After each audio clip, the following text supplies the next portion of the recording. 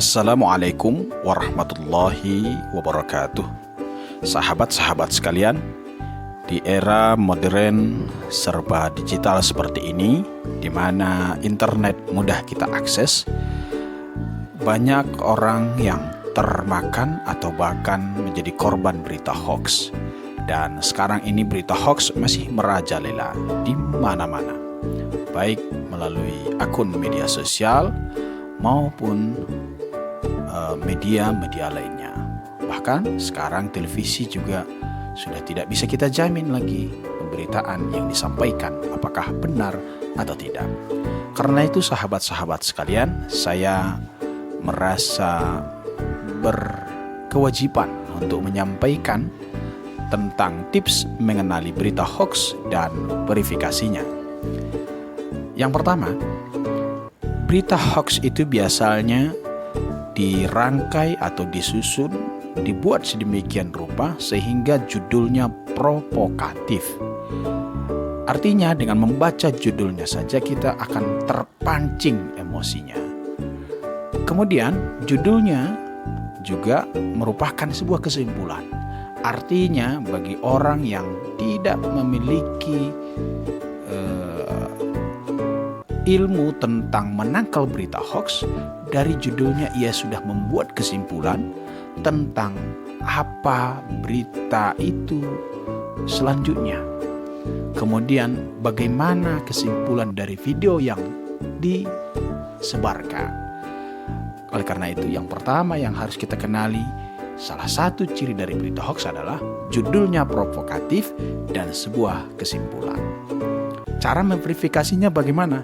Yakni biasanya berita hoax ini menggunakan kata hati-hati, ternyata, waspadalah, gawat, dan sebagainya. Kemudian karena itu bagi kita yang sekarang ini harus menjadi orang yang cerdas dalam membaca berita, mendengarkan berita, atau menyaksikan berita.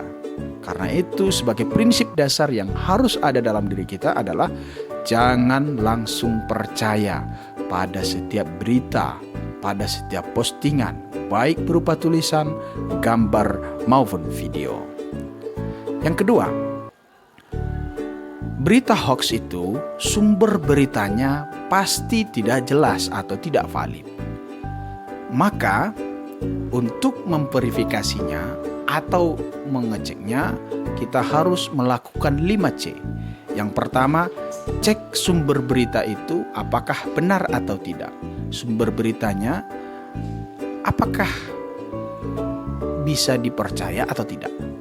Yang kedua, C yang kedua adalah cek orang yang menyampaikan berita itu atau men-share berita itu apakah kompeten di bidang konten atau di bidang berita yang ia sampaikan atau tidak. Orang yang menyampaikan sebuah pernyataan itu kompeten di bidangnya atau tidak.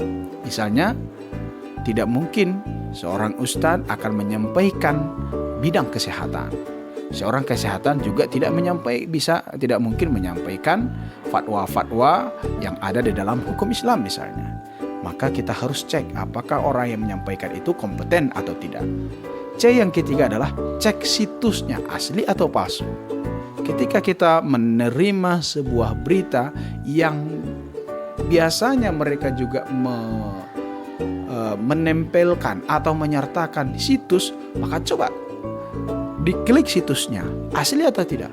Bahkan rata-rata itu adalah situs palsu, tapi mereka menempelkan situsnya seolah-olah berita atau postingan itu ada situsnya yang terpercaya. C yang keempat adalah cek gambarnya palsu atau tidak. Kemudian C yang kelima adalah cek video penuhnya. Jangan hanya percaya pada video penggalan saja. Karena banyak hari ini yang menjadi korban berita hoax hanya karena judul pada video penggalan. Padahal seseorang misalnya menyampaikan sebuah pernyataan ada 1 jam. tapi yang dipenggal hanya 2 menit saja. Dan itu dibuatlah judulnya yang bombastis dan bertentangan apa yang disampaikan oleh penyampai dalam video tersebut, yang kalau kita tonton secara keseluruhan. Karena itu jangan mudah percaya pada sumber beritanya, jangan mudah percaya kepada orang yang tidak kompeten, jangan mudah percaya pada situs yang disertakan, jangan mudah percaya pada gambar yang dibagikan, juga jangan mudah percaya pada penggalan video. Yang ketiga, agar kita terhindar dari berita hoax adalah judulnya biasanya tidak ditemukan di mesin pencari Google. Oleh karena itu, sahabat-sahabat sekalian, untuk memverifikasinya adalah tuliskan judul berita dan tambahkan kata cek fakta atau benarkah. Misalnya, saya buatkan ini contohnya, judul link kuota belajar Kemendikbud 75 GB dan subsidi pulsa 250.000. Maka ketika itu, untuk memverifikasinya atau mencari kebenarannya, buat di mesin pencari Google. Apakah itu di Google Chrome atau Mozilla Firefox atau yang lainnya. Tambahi di awal katanya cek fakta link kuota belajar Kemendikbud 75 GB dan subsidi pulsa 250.000. Biasanya akan muncul baik dari Kominfo atau dari mana bahwa yang menyatakan berita itu adalah berita hoax. Atau buat di awal dari judulnya itu, benarkah link kuota belajar Kemendikbud 75 GB dan subsidi pulsa 250.000. Buat di akhir judulnya itu tanda tanya. Maka dengan seketika akan muncul jawaban-jawaban apakah berita yang kita terima itu benar atau tidak. Yang keempat, ciri-ciri daripada berita hoax itu adalah biasanya pesan berantai atau diteruskan. Karena itu, sahabat-sahabat sekalian, untuk memverifikasinya, ikutlah ke dalam grup anti hoax, baik itu WhatsApp atau Facebook. Sehingga ketika kita mendapatkan suatu postingan, kemudian akan selalu ada orang yang memberikan klarifikasi atau verifikasi. Dan saat ini kita lihat dan kita sangat berterima kasih pemerintah melalui Kominfo dengan tanggap. Ketika ada berita hoax, langsung mereka melakukan klarifikasi, langsung mereka memberikan penjelasan atau memberikan penilaian terhadap berita yang disebarluaskan. Kemudian sahabat-sahabat sekalian, saringlah berita tersebut sebelum Anda share. Sehingga kita bisa tahu apakah berita ini benar atau tidak. Kita harus pertimbangkan, tanyakan andaikan benar apa manfaatnya. Kalau tidak ada manfaatnya, ngapain diteruskan? Kalau salah, apa akibatnya?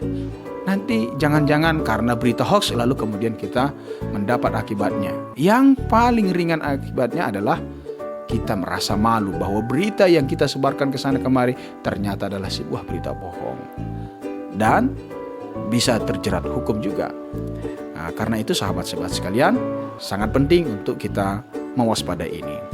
Yang kelima, yang terakhir yang ingin saya sampaikan dalam kesempatan ini adalah berita hoax itu biasanya selalu ada ajakan sebarkan, share sebanyak-banyaknya dan sebagainya.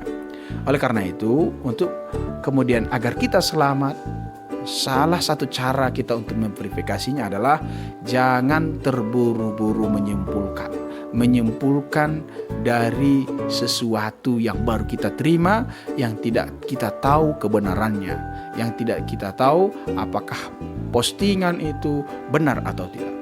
Yang kemudian yang kedua, bacalah berita atau postingan sampai tuntas. Jangan-jangan judulnya itu tidak sesuai dengan isi beritanya. Jangan-jangan judul dari video yang Anda tonton di kanal YouTube dan lain sebagainya tidak sesuai dengan isi video. Karena itu harus kita baca berita, harus kita tonton suatu postingan itu sampai tuntas, sehingga kita tidak salah dalam memahami sebuah persoalan. Yang terakhir, maksimalkanlah daya nalar. Benar nggak ini? Apa iya berita seperti ini? Apa mungkin? Sehingga kita berpikir, kita menggunakan daya nalar kita, gunakan akal sehat kita untuk mencermati setiap berita atau postingan yang kita terima, sehingga kita menjadi orang yang cerdas di era digital seperti sekarang ini. Demikian sahabat-sahabat sekalian, mudah-mudahan bermanfaat. Jika Anda merasa bermanfaat, maka jangan lupa like, comment, and share akun YouTube Malim Kampung. Terima kasih. Wassalamualaikum warahmatullahi wabarakatuh.